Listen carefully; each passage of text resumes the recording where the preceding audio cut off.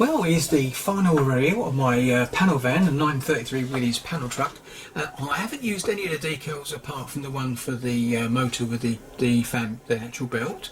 So I've got them in a spare box, and I decided, because I didn't use the blue or the orangey colour that you get on the box art, I decided to go with just the green. I didn't chrome the window screen, around the window screen, front window screen, because I decided that after looking at a few builds, some people have just left it at the body colour, which I'm quite happy to do because it is a pro one, street one. It's not a sort of a show car, as it were. Well, I suppose it could be called a show car. Anyway, so let's go and have a look at it now. I'm just going to switch off for a couple of seconds and then show you what I've done. Well, here she is, and as you can see, I've got the windscreen in front of you. You can see the reflection, and you can actually see perfectly through it because it is a sheet, and as the windows are flat, it was easy to do. I'm going to have the model car techniques. I'm going to come to them basically, because I use this for putting the windows in, and you can't get this over here as far as I know. I did try, but it's to send away to America for it, so I've got 2 bottles of it, so, and it really does work exactly the way he explained it, and I used a similar method to apply it with a little plastic stick, one of those little little miniature brushes, and it worked perfectly. It just floats around and feels it, and didn't come out showing on the window, which is great. As you can see now, you can see right through really clearly, and you can see the reflection there.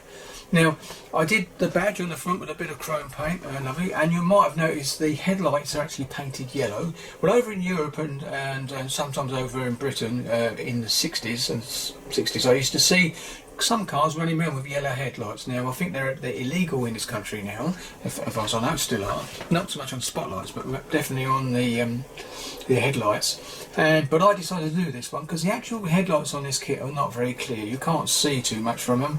It's really thick plastic, and so I went with them. And then I went over with LP Clear Yellow, the lacquer range, with a brush, because you can paint it on quite quickly, and it dries lovely with no brush strokes. And that was okay. I also painted. I made my own stoplights at the rear, and you might be able to see as I come round. I used pipe. Use plastic tube, put a rod in it and fit it perfectly, drew the whole size rod, put them in place, chromed them, and then put some spare lenses I had, which are slightly bigger, but it doesn't matter because it could be one of those. I'm saying they screw into the back of the vehicle anyway, and it looks quite nice like that, so that's good. Now, this is not a perfect build, and I did have a couple of problems on the front fender, but I'd already stripped the bonnet once, so I didn't want to do it again. But I am pleased with it, and I think it looks nice. And the rear window again went in really nice as well. That was okay. I was using the same method. I'm going to use that method for this sort of thing, and I may even, some older cars, I may go with the clear access tape because it's really good. It's got protection on both sides, and you can see it when it goes with a bit of light on it. It reflects as it goes round. There you go, you can see it now. So I'm really pleased with it. So, right, I'll just give it a stop now so I can show you the engine. You've already seen that anyway. There we go. This comes off quite nicely, and I'll put it back on. And there she is. Really pleased with how it come out, considering I think it's nearly my best build in regards to cars. My next one I'm going to be doing, which probably not now, but it might be doing if I get time to finish one kit, and I've got a bit of time waiting for Craig to catch up. I'll start another build, and the one I'm thinking about doing is this one. Let's show. No, it's not going to show. Anyway, but it's a Rebel kit, and it's a 50s Ford F1 pickup. 2-in-1 it is. It can be it can be a street rod or a standard vehicle.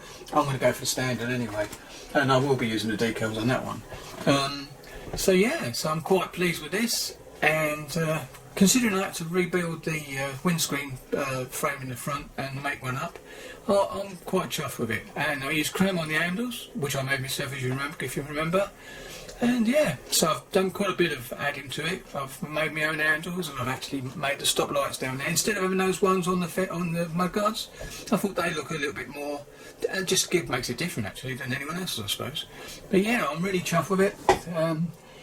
I've learned a bit more on this, and I really have got to go careful. You might have noticed on this I actually took off the grills, so they're gone. And then if I put that like that, you can go around with it as well now, can't it? Let's see what I mean. So it's a nice build, fiddly and a bit of a heartache sometimes, but quite chuffed at it. And would I build another one? Probably. Now wouldn't be so bad because I'd know exactly what to do with the kit and where it's got issues and everything. So there you go. So I'm going to switch it off now, and when it comes around, and call that quits. So thank you very much for watching. There we go. She's off, and there she is. If I bring that round, once I've that sitting on the front there like that, there you go. And there she is. Happy modelling. Catch you on the next one. And don't remember, Model Car Techniques showed me how to use that liquid for the windscreens, and I'm really pleased he did. It was a great tip, and I will put here's a link to that, to his site on there, on the below mine, and I've got to remember to do that as well. So thank you very much, and happy modelling. Stay safe. I'm back. Just a quickie. This is the vehicle I was trying to show you. I wanted to get the other model out of the way to a safe position. So this is the one I'll be doing. It's a Rebel kit, and it's I really like the style of these old trucks with their fenders and bumpers and the massive grills on the front. But I will be doing most probably this version rather than the complete road one, which is that one. Although it does look nice, I must admit. It does look nice, but anyway, I do like the old-fashioned look of this one, and if I can get some wheels that actually look, you know, don't look too upmarket, I'll go with it. But anyway, so that is the one I was talking about, and so that'll be something I'll be fiddling around with every now and then when I feel like it.